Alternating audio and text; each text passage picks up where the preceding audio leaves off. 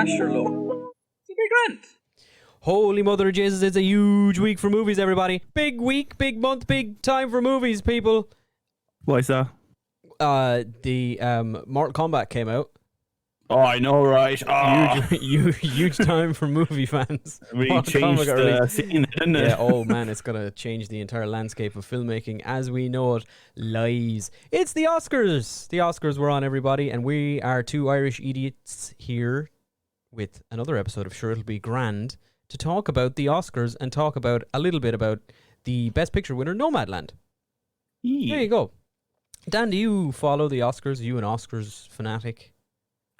I think the last time I enjoyed it was like in 2002 and maybe 2001 when they had like Smeagol going to the stage for one of them, or that time they had Shrek come onto stage to receive his award. Like that's the last time I went like, yeah, the Oscars. So you like when the Oscars do weird shit sometimes. Yeah. Like they have some fun, but otherwise, I mean, look, I know this sounds like the edgy thing.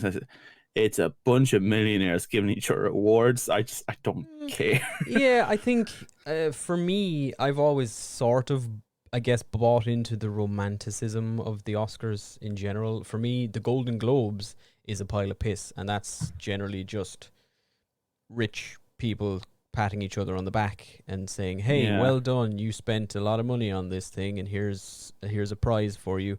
Whereas the Oscars, a goodie bag, the Oscars, worth like 5,000. Yeah, I mean, yeah, like the Oscars has elements of that as well. It always will because it's Hollywood, so there are going to be elites and rich people involved. But the Oscars also, I think, there's always a story every year of like the small film that went and did it. The Best Picture nominees are generally not massive budget spectacles. They are sometimes. Not to say that those movies don't deserve to be awarded for things just because they had a big budget, but there's always like an element of we're awarding quality first. We're awarding like true filmmaking here rather than which is kind of. And you don't think it has been diluted over the years?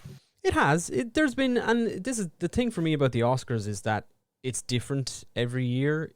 In terms of those things, there's been years where Marvel movies have been nominated for Best Picture, and then there's been plenty of other years where all of the nominees were much smaller movies or may not have even had a big name amongst the cast, and those movies do well. So I know they changed up the Academy, the judging a bit. There's a lot more younger people now involved in the judging. Academy, the last 2 years or so has accepted many more members and much more younger filmmakers in their different categories, and they have a much more diverse voting pool the last year or two, which is good because film should be diverse. Yeah, of course it is, and that's people's biggest issue with the Oscars. That's been kind of protested against the last couple of years in big ways, is that the nominees and the Academy itself is not diverse enough in terms of gender or race and things like that, and nominating and awarding and allowing votes to minority groups, I suppose, in filmmaking, which they've changed. They've tried to. They're starting. They're taking steps in the right decision. I mean, the right direction. I suppose here's the thing. Like, I'm a big believer of like any quick drastic change usually doesn't stick too well, and it kind of falls apart and gets corrupted in the first place. Look, if it takes time, at least if it's going that direction, it's a victory of sorts, you know?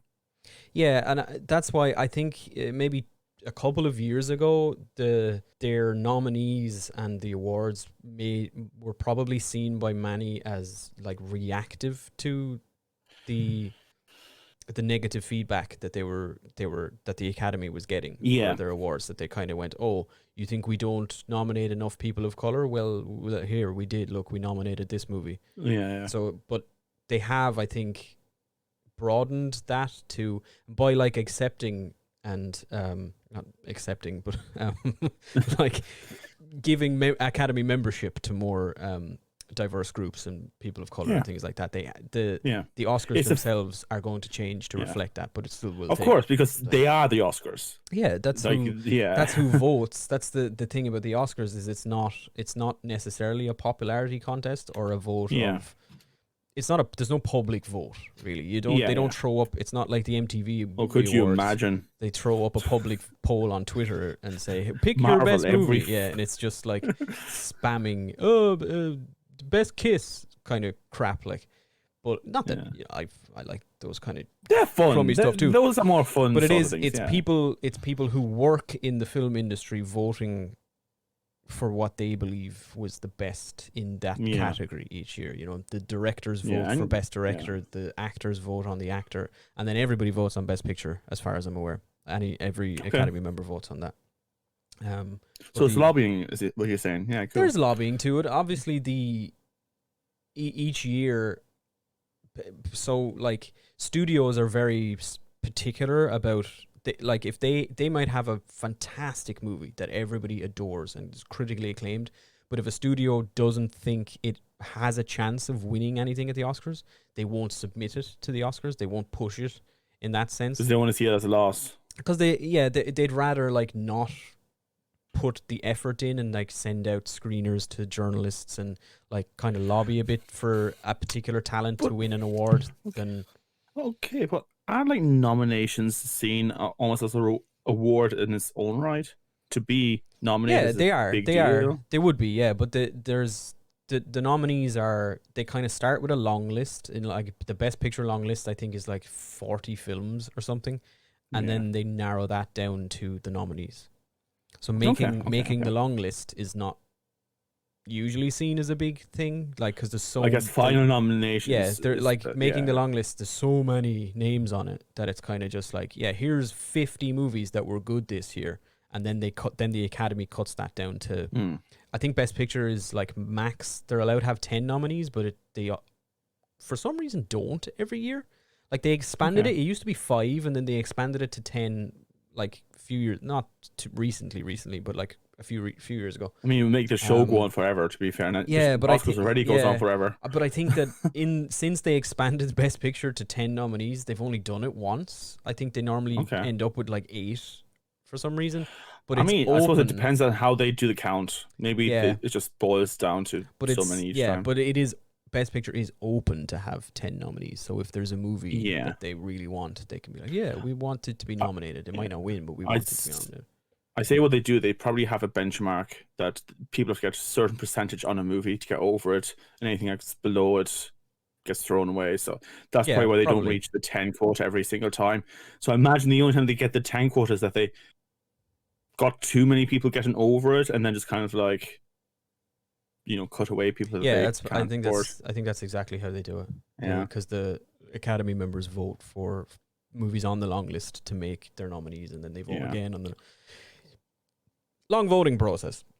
It takes a while. This year's Oscars ceremony was the 93rd edition of the Academy Awards. There's been 93 ceremonies now. We're approaching. I think we'll see the 100th one. Yeah, we're approaching the centenary of the Oscars, the Academy Awards. Yes, this year's was a weird one. It was a weird ceremony. Lowest viewership in recorded. The least viewed Academy Awards telecast on record in the United States. It only had about 10 million viewers, and it's mad because the reason I'm saying it's mad is because with the COVID and all that, the amount of people that stayed home and had to watch movies this year. Yeah, but that's it's pass the time. Also, I don't even. Like, there's a case to be made that most years, and quite often, especially in the last 5 or 6 years, I would say, most people won't. General audiences have not seen all of the pictures, all of the pictures. Who am I, Martin Scorsese? No, I mean you're not even general audience, and you've watched like 4. No, I've seen 4 of this year's Best Picture nominees. Generally, I'll have seen more, but there's been a turn. I think. In the last 5 or 6 years, to nominate smaller movies and more kind of indie features that a lot of people won't have seen because they don't get released in every theater everywhere, all over the world. Whereas, like, if you go back, not all family movies, let's say. No, there wouldn't be. But like, if you go back even to like the early to mid 2000s, movies like Titanic and Gladiator and The Lord of the Rings and those kind of movies were nominated every year. So people had seen them. People knew what they were and they wanted to tune in. Popular movies were, you look at this year, for instance, the Best Picture nominees. How many of those? Most people. A couple of them were out on Netflix, but like most people, I don't think will have seen Minari. Most people, general audiences, are definitely not going to have seen Nomadland. Probably.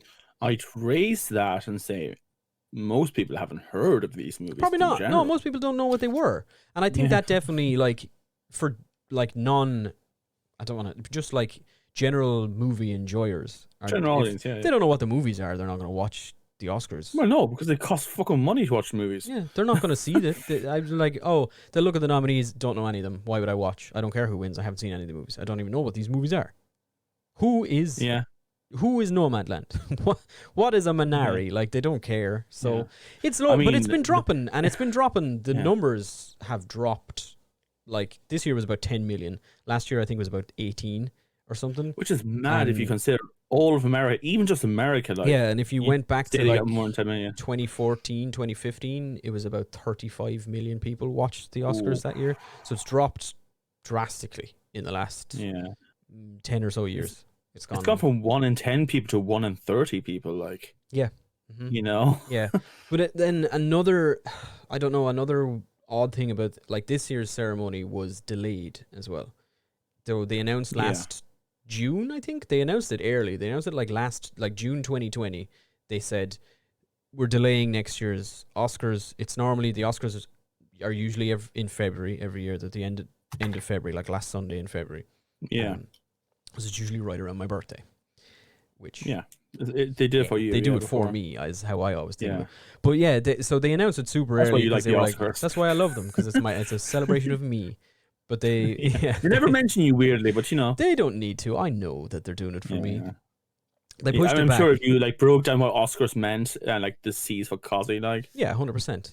That's we'll figure out. We'll put it onto the cover of this episode. Work on that anagram later.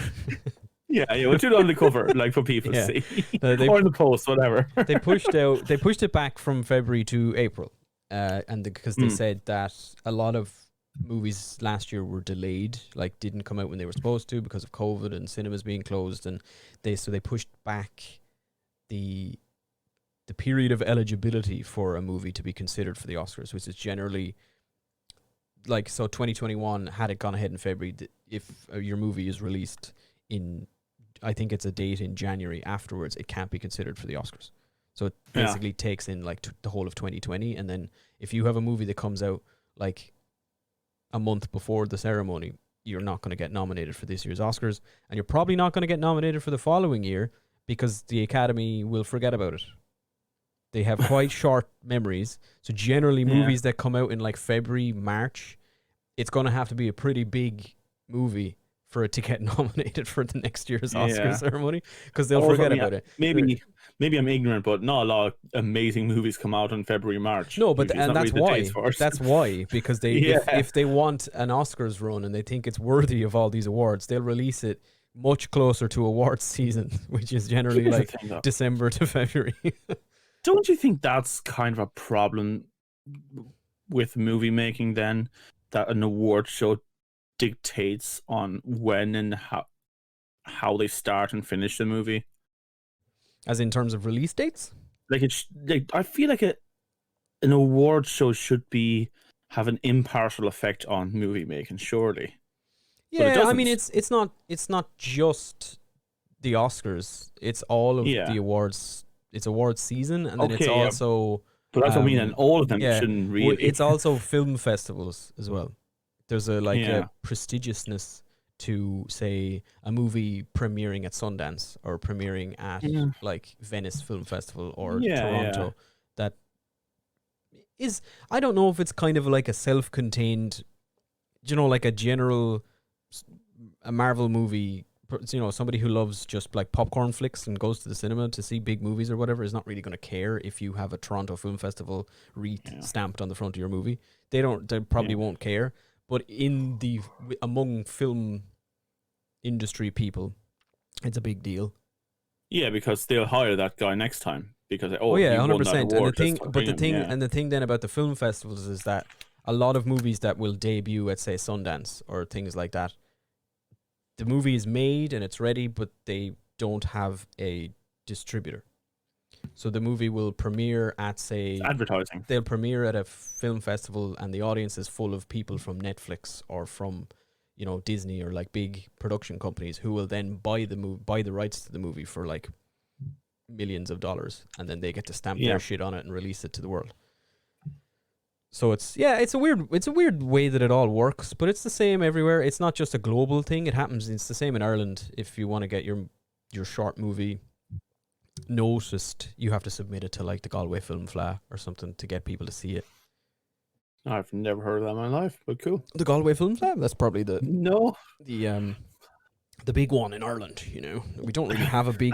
Big is relative there, isn't it? Yeah, well, it's big amongst the Irish film community. It's probably the big one. It's not like it's weird. The audience goes, what? But it's weird because there's no like Dublin. There is a Dublin International Film Festival, I think, but it's not like a big deal really.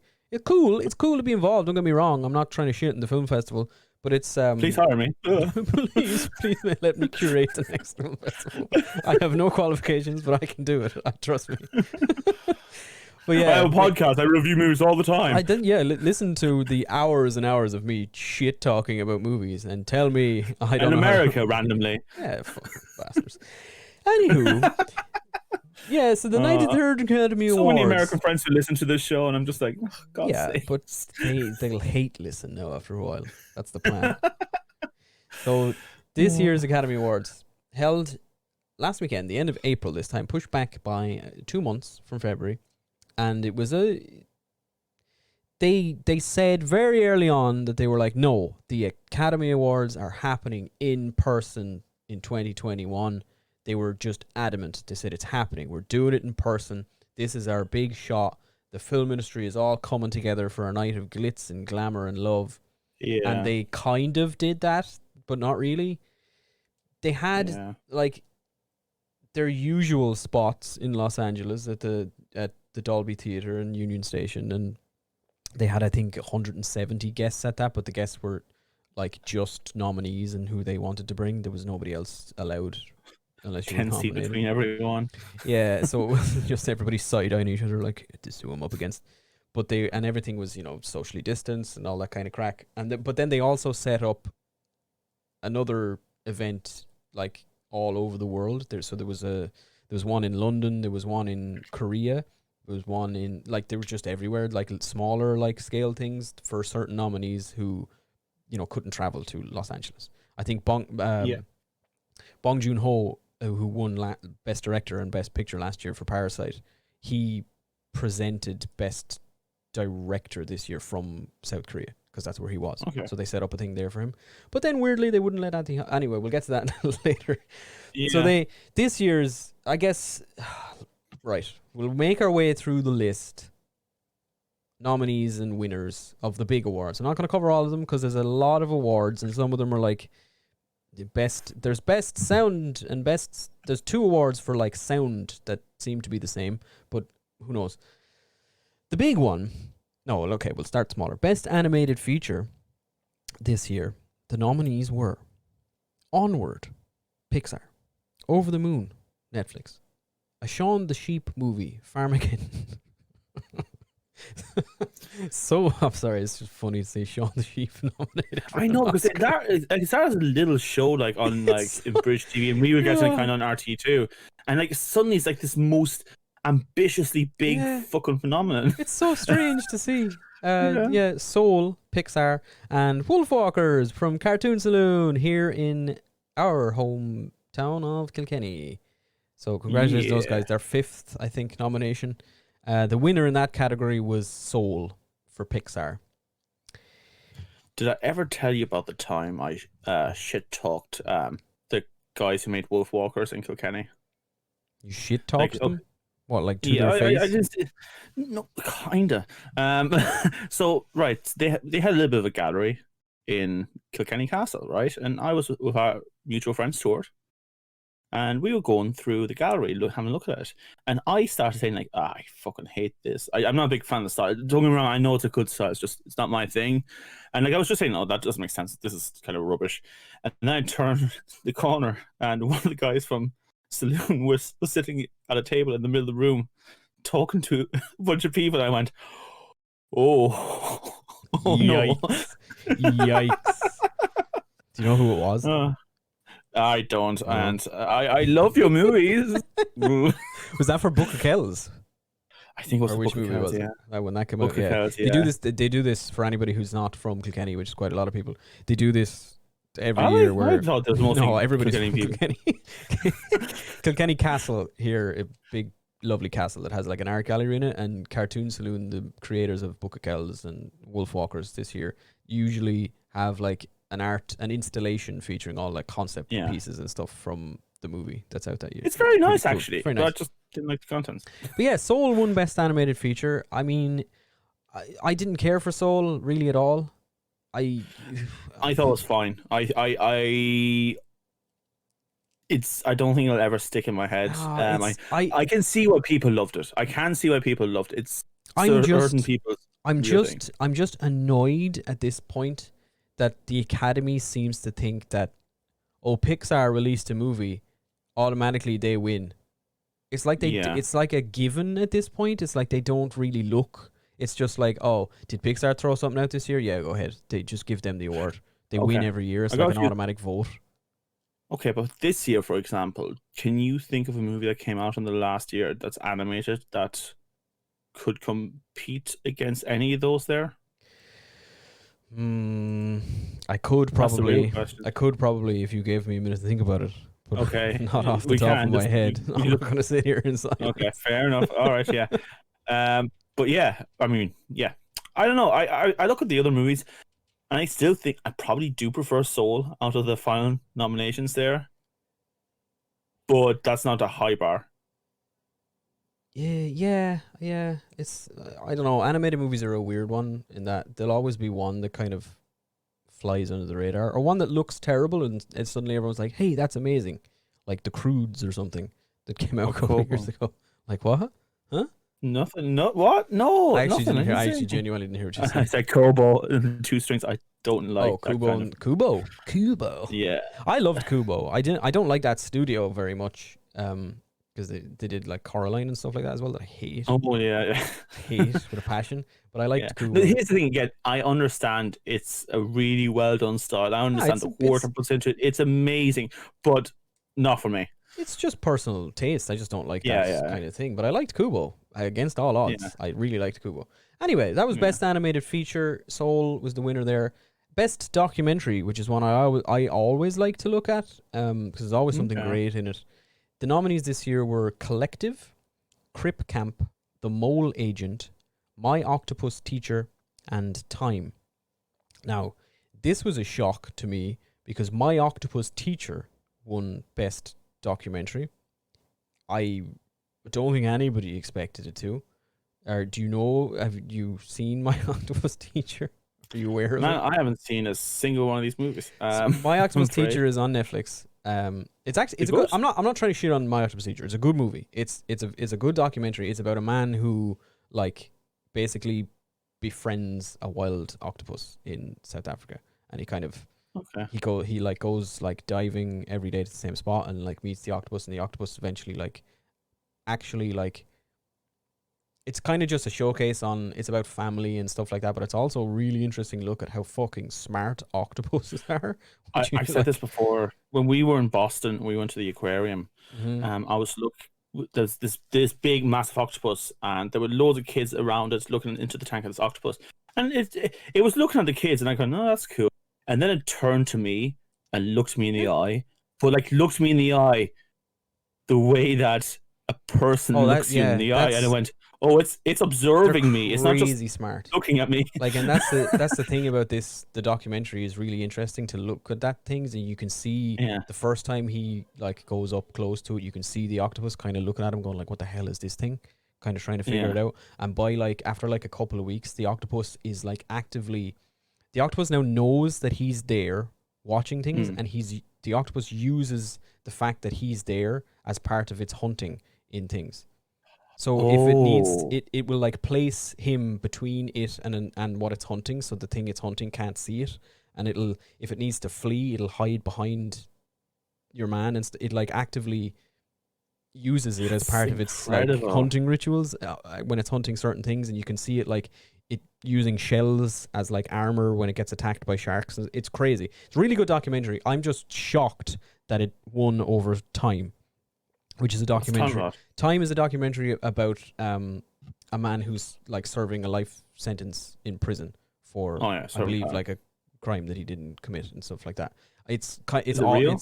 Is it real? Yeah, it's a documentary. Okay. I mean, some documentaries like a mock documentaries. No. It's an actual documentary. I'm just surprised. I thought, and I think maybe everybody thought that was going to win. But my Octopus Teacher, this small movie about a man falling in love with an octopus, took it away. I mean, fair play. So there you go. I feel sorry for the guy who's in prison. It's like, God damn it. Yeah.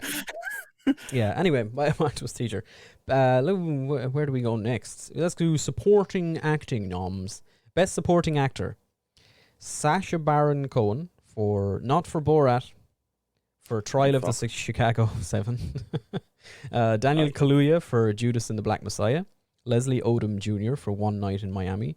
Paul Raci, not 100% certain, apologies, for Sound of Metal, and Lakeith Stanfield also for Judas and the Black Messiah.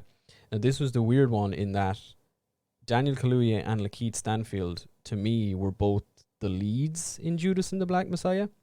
If anything, they should have both been, if they're both going to be nominated, I think they both should have been nominated for Best Actor, not Best Supporting Actor. But that's a case of the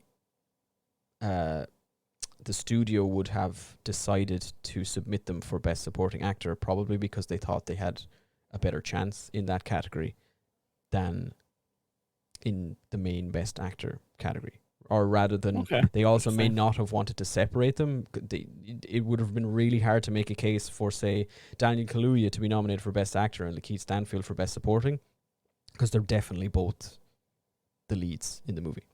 Daniel Kaluuya won for Judas and the Black Messiah. That I think is a fair decision. Great actor. He's a really I haven't watched the movie, but I loved him in a lot. It's a very fair decision. He's great in it. Paul Raci, again, for Sound of Metal, I think is also brilliant in that movie. And Lakeith Stanfield is great in Judas and Black Messiah. Leslie Odom, I mean, it's a big category. You love Sound of Metal, don't you? I adored Sound of Metal. Yeah, it's a brilliantly moving film.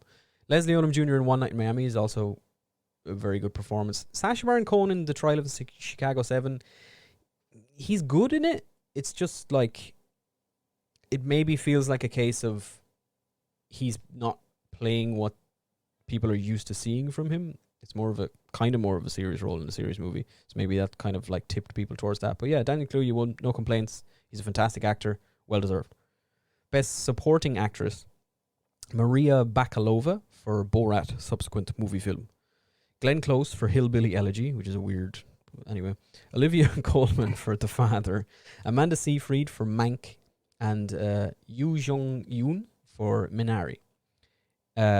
She won 2, didn't she? 2 awards this Oscar season. Yoo Jung-yoon. She won Best Supporting Actress for Minari.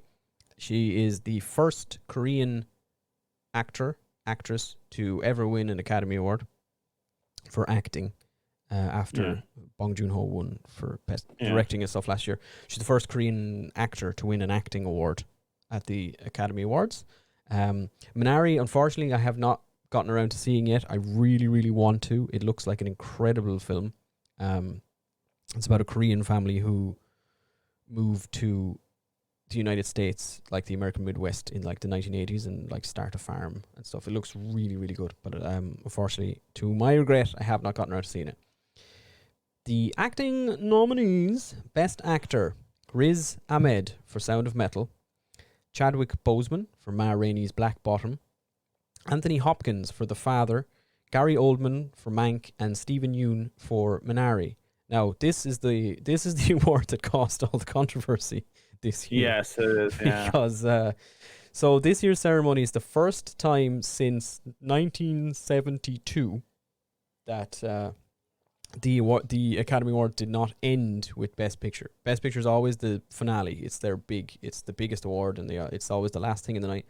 But this year they swapped Best Actor and Best Actress. They put that at the end after Best Picture, and everybody, and I mean everybody, thought it was nailed on that Chadwick Boseman was going to win this award posthumously for his performance in Ma Rainey's Black Bottom. And that was the intention of the Oscar organizers. The organizers, the director of this year's ceremony was actually Steven Soderbergh, I think, and all of them, ABC, who air the awards, they all thought, they said afterwards, they said, we knew it might be a risk, but they thought it'll be a lovely way when Chadwick Boseman wins Best Actor to end the night, and we'll have a little tribute, blah, blah. Then it didn't. He didn't win. The Academy gave the award to Anthony Hopkins in The Father, which, not an incorrect decision. I don't think anybody could say, like... I mean, Anthony Hopkins. He's Anthony Hopkins, of course. It's not like people... I don't think you could really argue that Anthony Hopkins didn't deserve the award. Yeah. The issue is that this ceremony felt like it was playing off of the death of Chadwick Boseman and it was. And it was. I mean, of course it was. It definitely was. It definitely was, but I mean, they didn't. So let's maybe not use tragedies in people's deaths. No, that's our little show. I think that's definitely the lesson. Yeah, don't. I mean, a weird lesson to have to learn, they knew it was a risk. They knew there was a chance he wasn't going to win it. Like, they didn't know for a fact. They don't know the winners before the envelope is opened. But yeah, even if there's a chance he's not going to win it, why you take that risk? It just kind of mars the whole memory of him, and also fucks the ceremony. Even just the mental intent of that, just don't. That's not. Yeah, just don't take the risk. There's no need for it. Leave Best Actor where it is, and then there's no problems. Just don't. You could still have had a nice memorial at the end of it anyway. Don't put a Chadwick Boseman NFT in your Oscars goodie bags. Just don't do it. And fair play to Hopkins. He had a lovely little speech on Instagram. Yeah, he did his acceptance thing. Like, he put a video up the next day because they wouldn't let him attend the ceremony virtually. They were like, no, if you want to come, you have to go to one of the ceremony hubs. So they were like, you have to go to the London one or something. Come on, 83-year-old man. I'm 83 years of age. I'm not going anywhere. Please. You know what? We would joke, I'm joking about the whole Anthony Hopkins. He's 83. He just can't go around. But yet, 2 days ago, I just saw a video of him in a Hawaiian shirt dancing around the place in his living room. So yeah, no, I mean, I think, but it's not a fitness thing. It's more that he's probably high risk during a pandemic. Yeah, well, that's and to be fair, look, he's old enough that he gets the choice. He can do what he wants. He's fucking man. He's Anthony Hopkins. He doesn't have to go to a fucking ceremony if he doesn't want to. I only realized he was Welsh recently. Yeah, I mean, it's one of those things where you just assume he's English, and then but when once you hear he's Welsh, you kind of go, oh yeah. Yeah. You can the hear moment that. I heard it and I listened to him, and you're Welsh. You can hear the Welsh as soon as somebody says it. You can hear that. Yeah, it's funny. Anyway, love Anthony Hopkins. Must watch The Father as well. Yes, same. I haven't seen it. Well, I'll go with you. Yeah. There you go. Best Actress then. No real controversy in this one, thankfully. Nominees were Viola Davis for Ma Rainey's Black Bottom, Andra Day for The United States versus Billie Holiday, Vanessa Kirby for Pieces of a Woman, Frances McDormand for Nomadland, and Carey Mulligan for Promising Young Woman. Frances McDormand took this award for Nomadland, her third Best Actress win from 3 nominations. Yeah, and she was class on it. She's very good. She has this subtle way of acting that's just really impressive. Yeah, she's well deserved. I think well deserved for her. Yeah. I think I can't remember. I hope I don't have this wrong, but I think I remember reading I think she's the first. She's the second actress to win 3 Best Actress awards. The first being Meryl Streep, I believe. Has 4 or 5, which makes sense. Crazy. She probably has 6 in the garage. She's Meryl Streep at this point is if she's in a movie, she's going to get nominated at least for Best Actress. It just reminds me that I'm not sure The Devil Wears Prada or some other. No, it wasn't with her in it, and someone said Meryl Streep could play Batman and would be amazing. I was like, yeah, it's very fair. Modern Family, I think it was from. Yeah, it's like it's her and Daniel Day-Lewis. If they're in a movie, they're probably going to get nominated for an Oscar. Yeah, rightfully so. Every time. Deserve it. Fair play to them. But yeah, Frances McDormand thankfully was not up against Meryl Streep this year, so she took home her third Best Actress award. Well deserved for her as well. Let the smaller ones win something today. She can have something this year. I'll take a year off. It's COVID, whatever. Best Director. Nominees were Thomas Vinterberg for Another Round, which is an international feature film and won Best International Feature Film. A Swedish movie, I believe, starring Mads Mikkelsen, and is getting a English language remake starring Leonardo DiCaprio. David Fincher for Mank, Lee Isaac Chung for Minari, Chloe Zhao for Nomadland, and Emerald Fennell for Promising Young Woman. Chloe Zhao won this for Nomadland, becoming only the second woman ever to win Best Director at the Academy Awards. The first being Catherine Bigelow for The Hurt Locker back in 2010. Okay, there's two insane things there. For some reason, probably Sex Department, The Hurt Locker was made by a woman. Fair play. Yeah. And the other one is only the second one. Second woman ever to win Best Director, first woman of colour. I'm not trying to white knight here, but that's ludicrous. Yeah, in 93 years of Academy Awards. That's straight up insanity. Yeah, it's nuts. Oh wow, it's absolutely baffling. And even in this modern, it's funny how they suddenly won the second one once they started shaking up the Academy a bit more. I know, it's crazy, isn't it? And even weird. It's almost like white old people will vote for white old people. Yeah, and it's also I think the first year the two women were nominated for Best Picture in the same year. Yeah, or being it's PC culture gone mad. Yeah, Chloe Zhao won for Nomadland. Congratulations to her, and all the best on her Marvel stuff. Yeah, we were saying that, weren't we? I mentioned it last week. I'll talk about it when we talk about Nomadland in a little bit.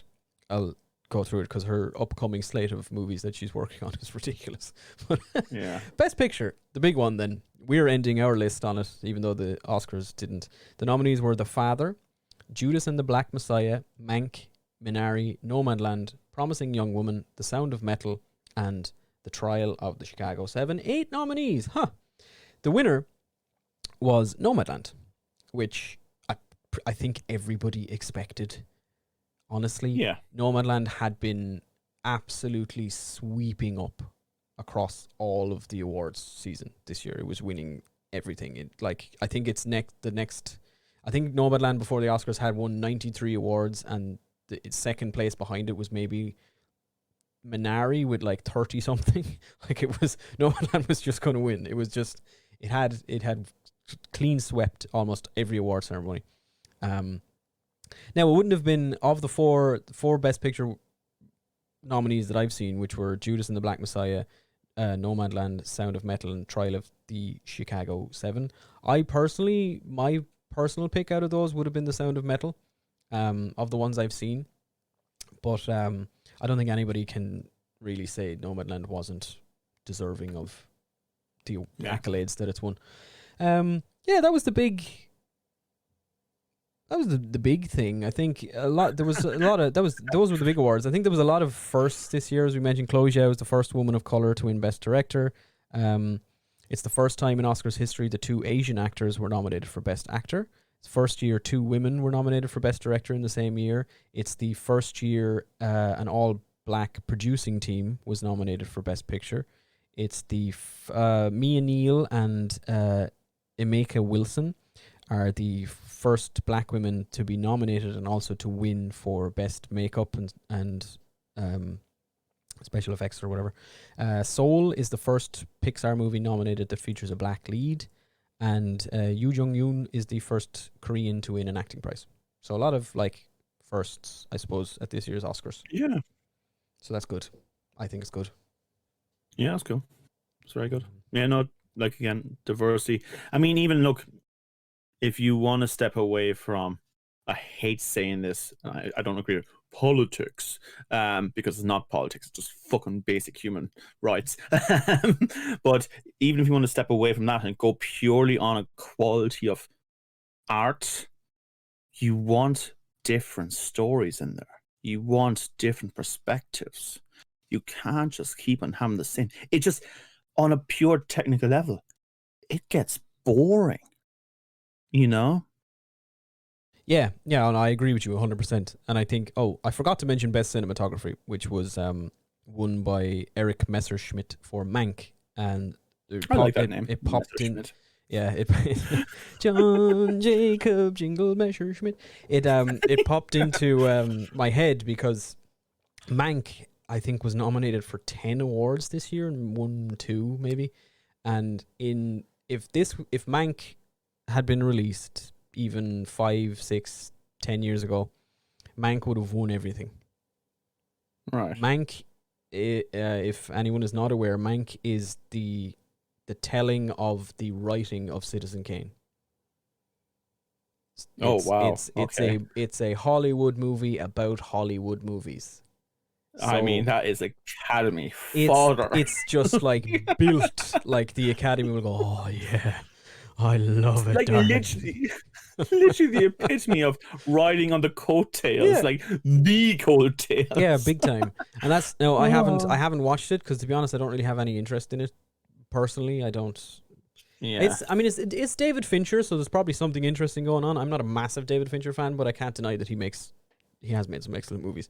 And it's Gary Oldman and Amanda Seyfried, who were also nominated in the acting categories for Mank, but it didn't win any of the big awards. And in any other year, in years gone by, it would have won everything, to be honest. Yeah. It was like the year The Artist. I'm surprised. I was going to say, I'm surprised they didn't change the name of the Oscars to that. They probably would, yeah.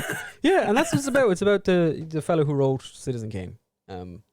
So that should have won, but it's a change for me. It's a step in the right direction that it didn't win lots of awards. Yeah. I'm not to say, I'm sure it could be a great movie. A lot of people would say it's a great movie, but it's like fucking licking crystals for the Oscars Academy. It's just like, it's Oscars, let's be fair, love sucking on its own dick. Oh yeah, that's what they love. They like movies that are about movies. You make a movie that's about how amazing movies are, or even about their own Hollywood legacy. Yeah, that's a big thing. Hollywood legacy. So ooh, that is what Mank is. So there you go. I think we've covered most of the ceremony. I mean, I'm not. There's obviously. I apologize. I know every award is deserving of a mention, and every nominee is deserving of a mention. We just don't have the time. I'm going to do a Cosy. Fuck them. Yeah, fuck them. Fuck the rest of them. The rest of the awards don't fucking matter, right? Don't know why you suddenly went a bit Scottish there. But fair enough. Fuck them. Anyway, those were the Oscars. So now it's time to talk about Best Picture winner, Nomadland. And let's dive into the next section. We're only 45 minutes into the intro. Let's do what the hell is going on. Oh, by the way, I'm Dan. This is Owen. Yeah, hi guys. Hi, here's this week's movie is Nomadland. Let's do what the hell is going on here. I mean, what the hell is going on? What the hell is going on? Nomadland, Best Picture winner 2021, directed by Chloe Zhao, starring and produced by Frances McDormand, and also starring David Stratham and Bob Wells, Linda May, and Swanky, real-life nomads starring as fictionalized versions of themselves. Music by Ludovico Einaudi, who I adore. He's a fantastic, very nice music, composer. Edited by Chloe Zhao, cinematography by Joshua James Richards. Distributed by Searchlight Pictures through Disney, I think.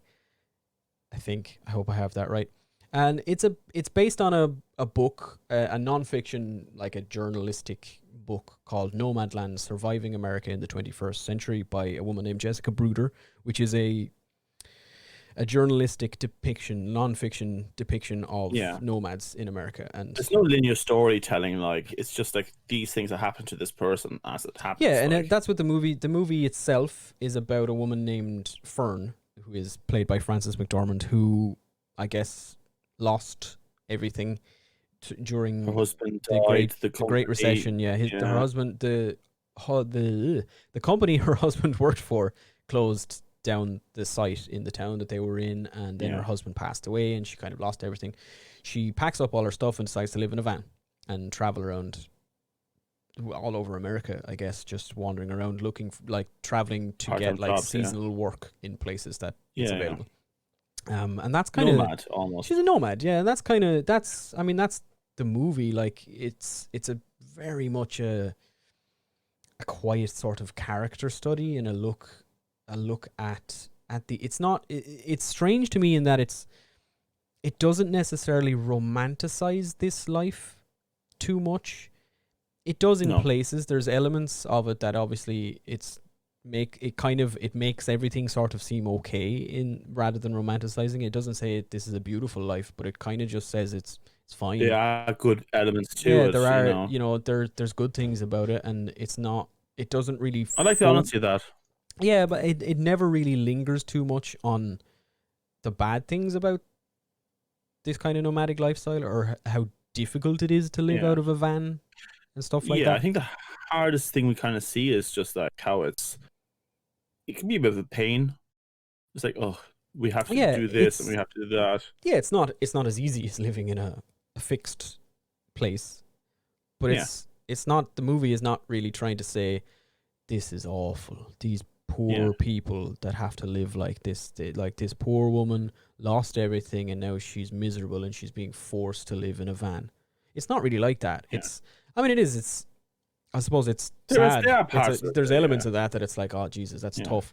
But it's more kind of like this is a choice these people have made, and this is just a different way to live. Yeah, because the movie's not called Awful Life Land. It's Nomad. It's about I try to figure out a better way to say that, but like it's about being a nomad. I'm glad it's not called Awful Life Land, to be honest. But like, I mean, here's the thing. I think what they try to hint at is that this is what humans have done for a long time in general. Even it's part of our shared ancestral history as a species. We've been nomads. We're far more nomads than we are settled people. Like it's a very recent affair when we started thinking of, hey, we should have towns and stuff. Yeah, it's fair. Yeah, and this is I mean, it was shot actually 2018, so it took a while for it to be released. I'm not 100% certain if the release was delayed due to COVID. It may have been, but it was shot in 2018, and the Frances McDormand actually optioned the book initially. She read the book, and her producing partner immediately optioned Nomadland: Surviving America in the 21st Century, and they saw Chloe Zhao's previous movie, which is a movie called The Rider, which is about an American cowboy. Essentially, he's like he's either a bull rider or like a horse rider. He's one of those things. He's injured. He's at rodeos, and he's like a rodeo cow. Yeah, exactly. Yeah, but he falls off. He has an accident, and he has to quit that life or whatever. Frances McDormand saw that movie and went straight to Chloe Zhao and said, "We want you to do this." And she's read the script and said, "Yeah, okay, cool, I'll do it." And they shot it in 2018. It took about 4 months to shoot, and Chloe Zhao was, during filming, she was splitting her time between production of this and pre-production for Eternals for Marvel. So she was doing both at the same time. Very different, very, very different ways of working, I'd imagine. Very different. Yeah. To go from probably just like one of Marvel's video call centers was probably had a bigger budget than this entire movie. Which is odd.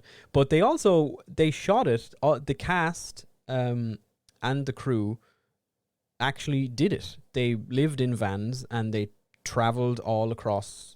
They traveled in a van to all of the locations in the movie and shot the movie while they were going.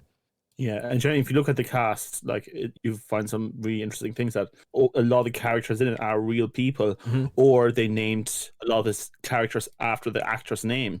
So I think it was a real communal thing. Like you said, they went from place to place as this community. They lived the life. They were those people. They did it, and that's something that Chloe Zhao has done in several of her films. Is she did it in The Rider, and I think she did it in her first movie, which, forgive me, the name of it escapes me, but it's about a brother and sister on a American Native American reservation. But she likes to film in the actual location and use the actual people that live there as part of the movie. So she has in the writer, the cowboy that she met that the movie's based on is in the movie as well, and she got like actual like ranch hands and stuff to fill out like some of the cast and stuff. So it's a thing she really she enjoys doing. Not sure how she's going to do it with the Eternals, to be honest. I don't know where she's going to find real life mutant people with superpowers from space, but she could do it. You never know. Maybe she can pull it off. Yeah, you said a great thing, a philosophy she has about people, and it's what comes off from this movie a lot, that she doesn't believe that most people are bad. She believes most people are decent. Yeah, she said this, I think, in her Oscars acceptance speech, that this movie, her approach to making this and the movie itself was kind of birthed from her personally held belief that most people that you meet in this life are good people. That the majority of people that you meet every day they're just good people who are just living their lives, and you're not like, you'll have to find the bad in people. Yeah, necessarily, or the bad isn't going to. And most of the time, the bad is not even bad. It's desperation. It's pain. Like I really like that, because I was kind of making a joke, because the seasonal workers on a whole lot of places, and a lot of times they kind of show them talking to friends or like taking selfies, and it's always been waiting for the manager to come out and say, "What the fuck are you doing? Get back to work!" And I was dreading that, because movies do this a lot. The shitty manager. Yeah, but no, they didn't in this at all. They even actively flipped that. Unlike the one, there's maybe two, but the one occasion where like a manager does come out to her van, and you think, oh fuck, here we go, she's about to get shit on now and being told she has to leave. But the manager comes out and just says, listen, if like it's gonna get pretty cold here, like there's a shelter down the street that you could stay at, or like if you need anything, just come in and we'll help you out, kind of thing. And it's very much a story of goodness, I suppose. These people, they're not like, none of these people, none of them are depicted as, they're not addicts who have fallen into this life through like ill choices or anything. They're people. They're people. Not to say that that's a bad thing either. That can happen. No, that can happen. I'm not trying to say that makes them bad people, but it's not a depiction of that. This is tough. That these people are not here through choice, and they don't want to be living like this. Yeah. They do. It's a choice. They've made it. They want to live. This is how they enjoy living their lives. There are some hints to it, though. There are things like, where they themselves saw how people were treating corporations. Like, a woman talks about how there was a guy who was a month away from retirement. He got sick, and like he had like liver failure or something like that. And they started talking, hey, let's talk about retirement, while he was like literally on his deathbed. And he was like, here, don't wait for it. Get on that boat of yours. Go out there. Yeah. So that in that way, it's taking the good from the bad, I suppose. Yeah, kind of. It's just that was an element to me that I not that I didn't like it about the movie. I thought there should have been more of it, to be honest. See where these people are coming from. Yeah. It's just to honestly, right. One of the biggest things I was surprised wasn't addressed in the movie is the fact that these people work for Amazon.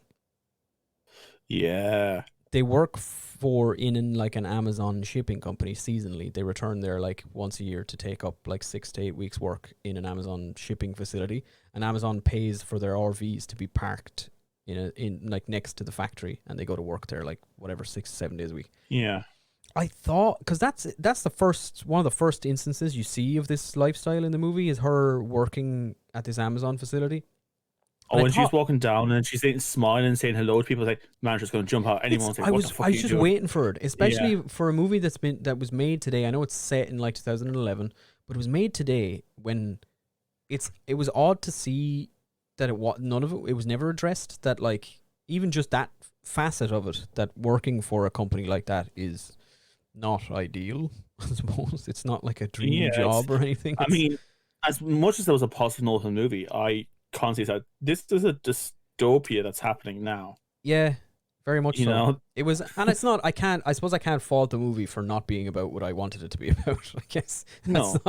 She didn't make the movie to address issues with Amazon staff or anything, but it was They made the movie about the people themselves. Yeah, and the people themselves were making money and were happy enough with it, you know? Yeah, true. Very true.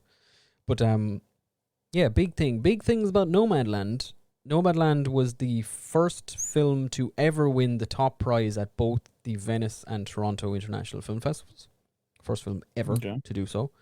Frances McDormand is the first person in history to win in the same year at the Oscars for producing and acting in the same movie. Yeah.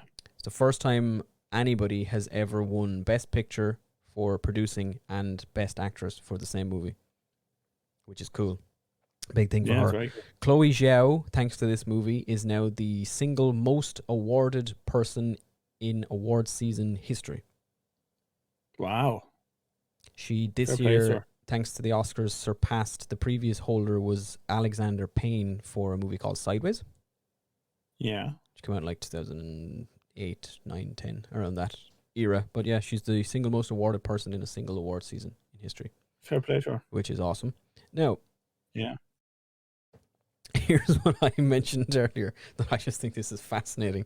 Chloe Zhao's like upcoming list of movies are Eternals for Marvel, which is releasing this November. Then she's doing a biopic about a man named Bass Reeves, not exact 100%. It's Bass Reeves, who was the first black U.S. Marshal back in the Wild West.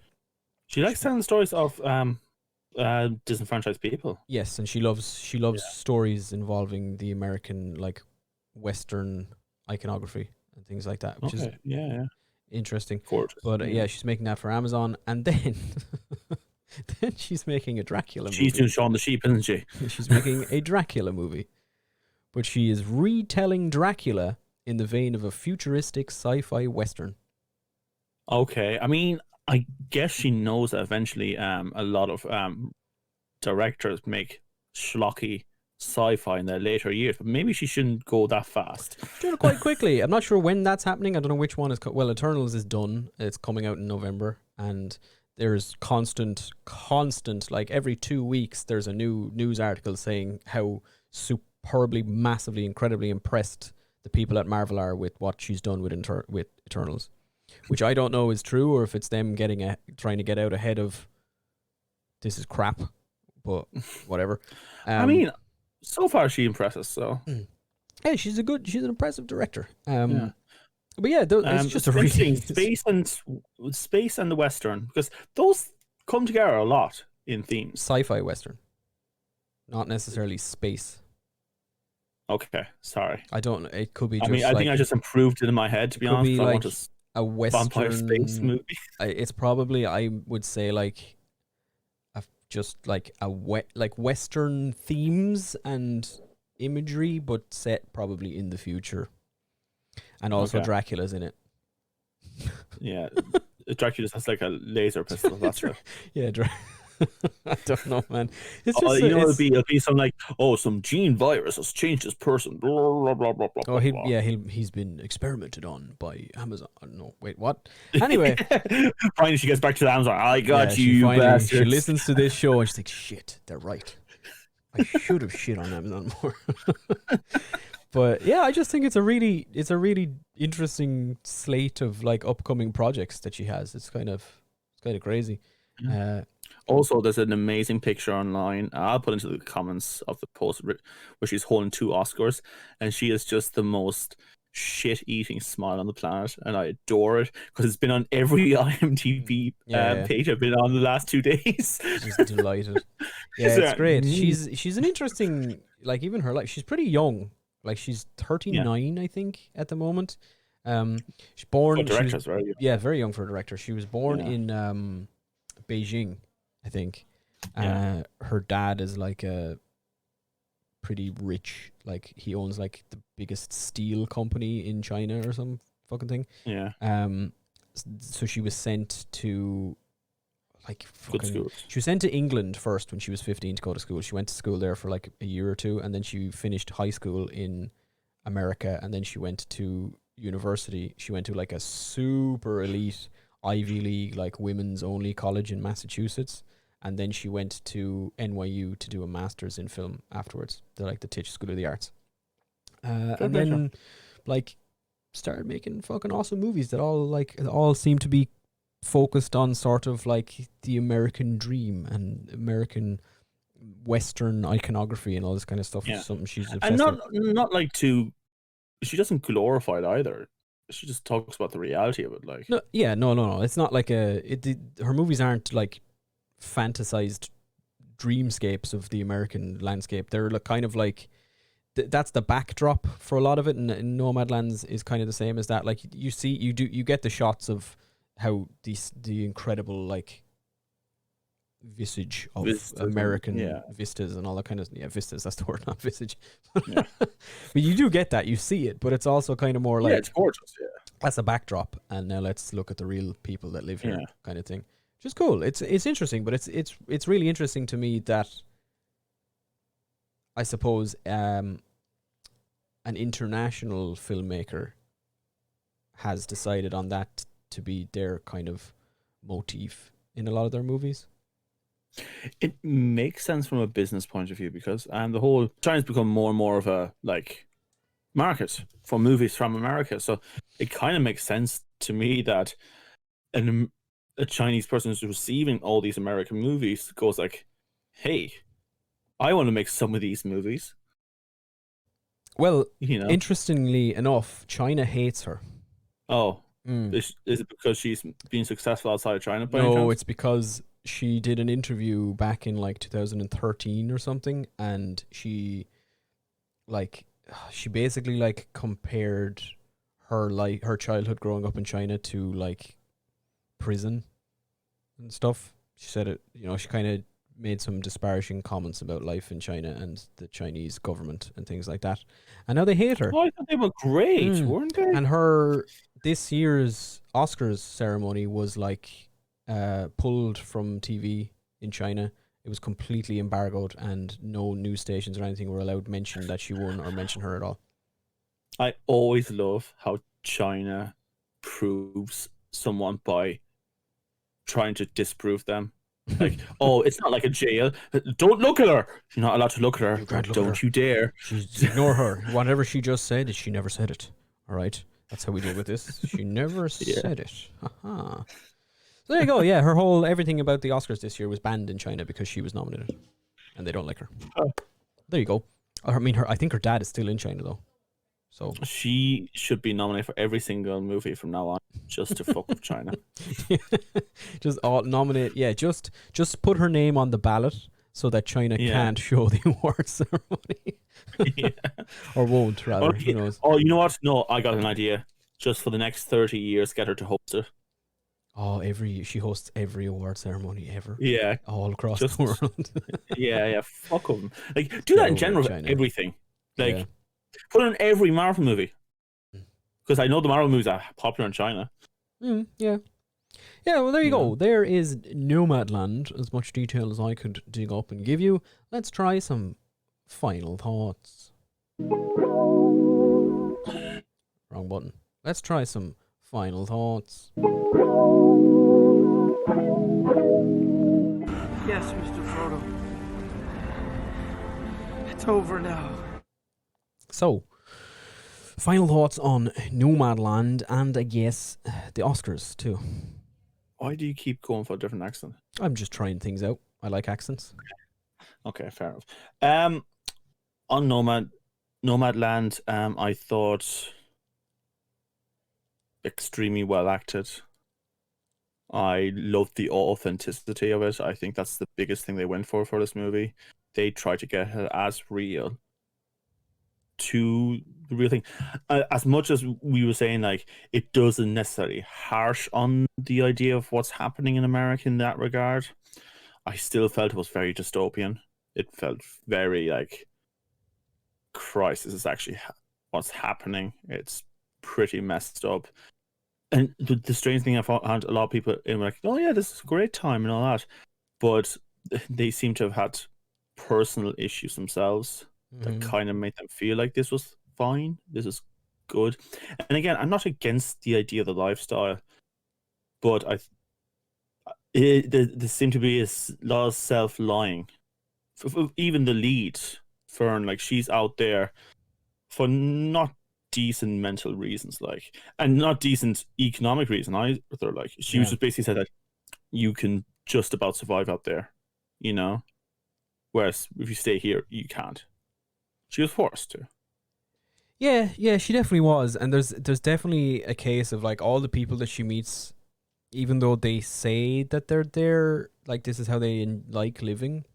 Yeah, they all have some pretty horrible reason for being there. You know, yeah. all the people she talks to maybe Bob. Even Bob, son, like his son passed away, and you have Linda that she talks to is like lost everything, and Swanky, I think it is, has like she's like cancer diagnosis that she's like on, like wants to basically go and die in the mountains and this kind of stuff. She's even reading a book by Dr. Death, which so when his name was mentioned, my brain just went, "Oh Jesus!" Yeah, that's a that's a name to throw out. Like, he's a crazy story, but yeah, I don't know. I'm not certain about it. As a whole, I liked it. It's a good movie. There's just,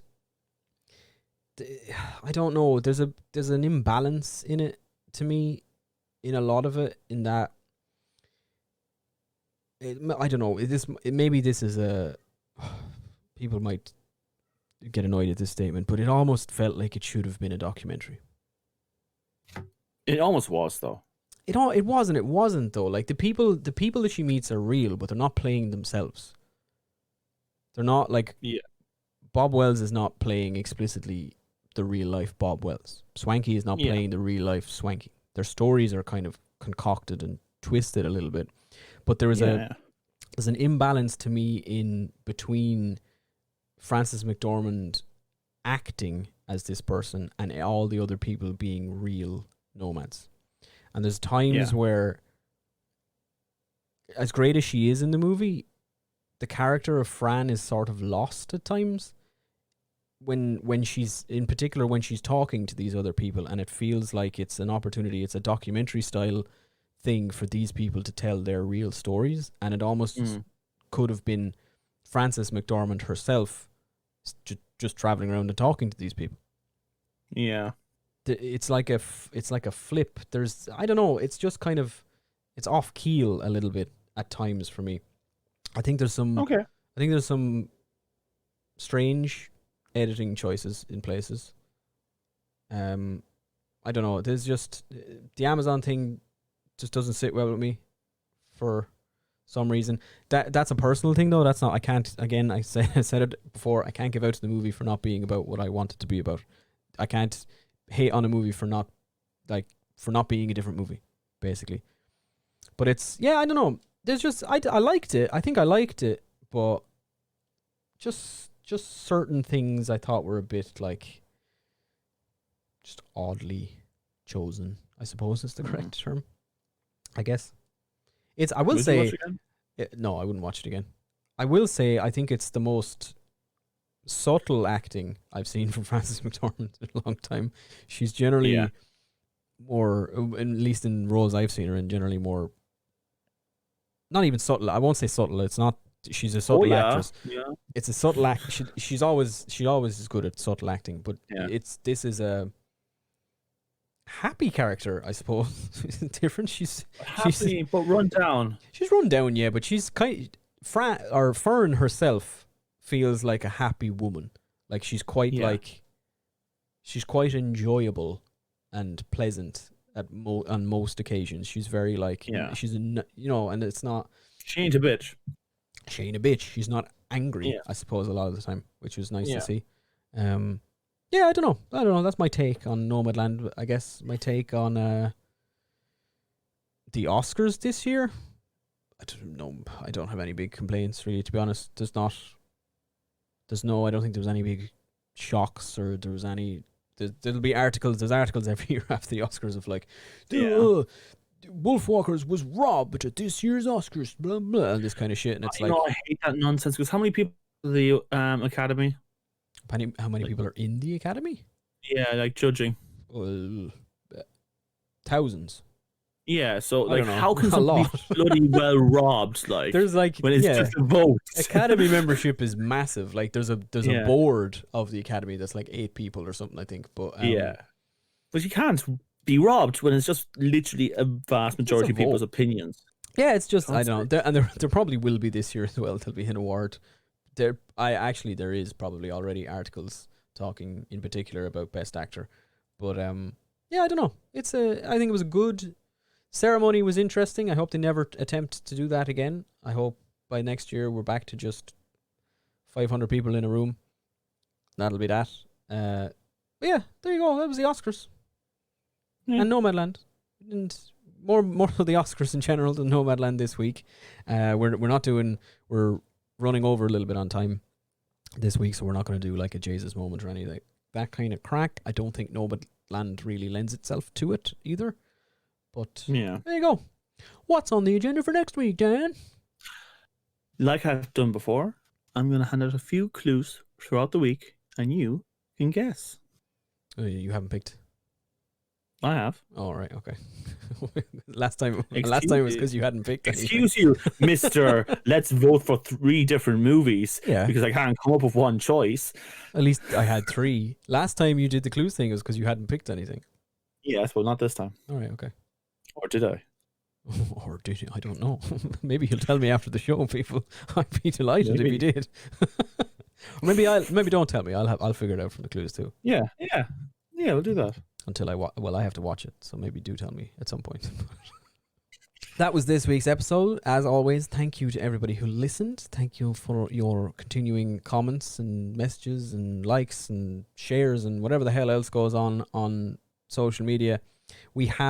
I'm going to mention it this once and then I'll shut up about it. We've added a support function thing to our homepage or to our Acast site. Yeah. You don't have to, by all means. It's not necessary. Absolutely don't, folks. But every little would be great to help with. Yeah. There are production costs involved in making this thing, even if they are just monthly subscription fees and things like that. Coming up in a few days as well. Yeah, there are. We do have to pay for things to get this, and it would be nice. Dan would love a Disney Plus account for himself. I'm not sure why you keep using that as an example. I got perfect access to a Disney Plus account. Yeah, but you'd like your own one. Sure. I'd also like it less of an Adobe bill, but whatever. Yeah, whatever. Anyway, that's it from us this week. Keep an eye on Facebook and stuff and get Dan's clues. And if you figure it out, do we have a prize for them? They get a review. They get a review? Oh, they get. Yes. If you figure it out, you get to listen to our podcast episode about the movie. There you go. There you go. I'm very generous. Well done. That's a fantastic prize. I'm jealous. Yeah. To be honest, of whoever wins that. Yeah. I'd love to listen to one of our reviews. I'd love. Yeah. Not like I don't have to listen to us 3 times a week. 10 gaps. All right. Thanks very much, everybody. Once again, we will see you next week. Bye.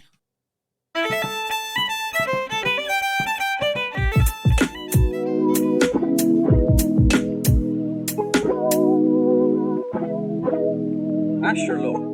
It's a big rent.